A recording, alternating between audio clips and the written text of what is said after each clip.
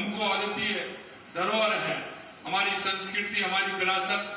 क्योंकि उन्होंने जिस तरह से हमको हमारी संस्कृति के भाग बनते हुए हर क्षेत्र में धन्वंतरी भगवान ने एक चिकित्सा पद्धति के क्षेत्र में हम कह सकते हैं कि हमारा भारत सबसे आगे है, जिसकी भौतिक समृद्धि और स्वास्थ्य को महत्व दिया गया है। यह पर्व हमने जीने का सलीका भी सिखाता है। यह पर्व बताता है कि स्वास्थ्य ही सबसे बड़ा धन है और इसके बिना जीवन में उपलब्धता संभव नहीं है।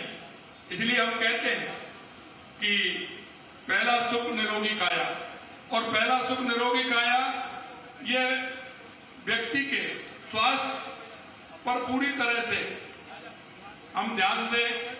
हम हर चीज को स्वास्थ्य के प्रति ऐसा नहीं लें कि लापरवाही की तरह से हम लें, उसको हम अगर ठीक प्रकार से चलेंगे तो पहला सुख निरोगी काया होता है। धन का भोग करने के लिए लक्ष्मी जी की कृपा के साथ ही उत्तम स्वास्थ्य और दीर्घायु होना आवश्यक है।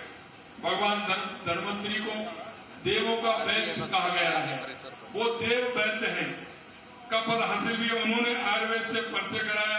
कहते हैं भगवान धन्वंतरी को सभी रोगों का चिकित्सा पद्धति में बहुत ही बड़ा योगदान है। प्रधानमंत्री जी के प्रयासों से मैं आयुर्वेदिक सहित पूरी आयुष चिकित्सा को नया मुकाम मिला है। राजस्थान आयुष मिशन के लिए 344 करोड़ रुपए की कार्य योजना के तहत आयुष संस्थागत ढांचे को आयुष्मान आरोग्य मंदिर और गुणवत्ता औषधियों की उपलब्धता सुनिश्चित की गई है। हमने अजमेर में आयुर्वेदिक योग प्राकृतिक चिकित्सा विश्वविद्यालय और महुआ तौसा में आयुर्वेदिक महाविद्यालय की स्थापना करने जा रहे हैं। हमने 8 जिला मुख्यालयों पर संचालित और दालों को जिला आयुष चिकित्सालय बनाने का और उन्हें क्रमोन्नत करने का काम किया है। हमारे यशस्वी प्रधानमंत्री जी की सोच कि गांव, गरीब और हर जरूरतमंद को बेहतर स्वास्थ्य सेवा मिले, धन के अभाव में कोई भी जांच, दवा या उपचार से वंचित नहीं रहे, हर व्यक्ति को गुणवत्तापूर्ण स्वास्थ्य सुविधाएं सुलभ हो और हर देशवासी का स्वास्थ्य उत्तम रहे, ये हमारे देश के यशस्वी प्रधानमंत्री नरेंद्र मोदी जी का कहना है।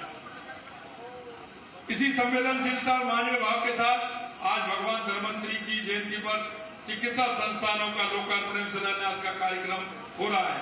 साथ ही 70 वर्ष से अधिक आयु के हमारे बुजुर्गों के लिए आयुष्मान भारत योजना में निःशुल्क उपचार की सौगात दी गई है।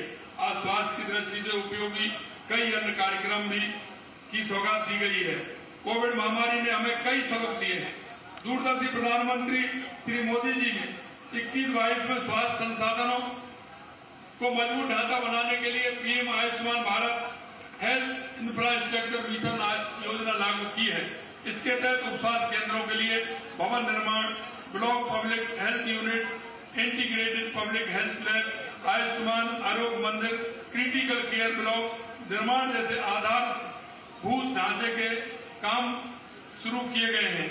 ये बताते हुए प्रसन्नता है कि प्रदेश में 1111 रहे भवन रहित उप स्वास्थ्य केंद्रों में से 735 पूर्ण हो चुके हैं।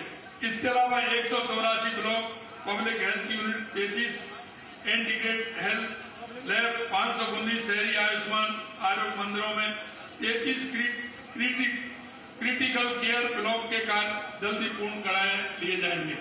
आज करीब 211 करोड़ रुपए की लागत से बनाए जाने वाले 8 critical care block Bharatpur, Dholpur, Churu, Bundi, Chittorgarh, Sirohi और करौली में व हनुमानगढ़ का शिलान्यास किया जा रहा है। ICU bed, oxygen, ventilation, isolation bed, operation theatre, अन्य इमरजेंसी केयर सुविधाओं से सुसज्जित इन क्रिटिकल केयर ब्लॉक की स्थापना राज्य में संचालित जिला चिकित्सालयों, मेडिकल कॉलेज, अस्पतालों में की जा रही है।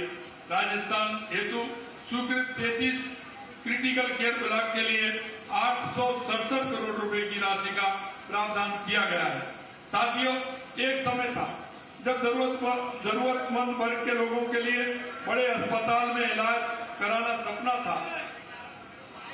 धन के अभाव में व्यक्ति की जान चली जाती थी या पूरा परिवार कर्ज में डूब जाता था।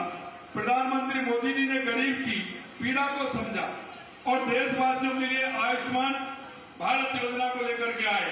दुनिया की सबसे बड़ी स्वास्थ्य बीमा योजना ने देशवासियों को न केवल इलाज के खर्च की चिंता से मुक्त किया, बल्कि स्वास्थ्य के क्षेत्र में एक नई क्रांति पैदा की।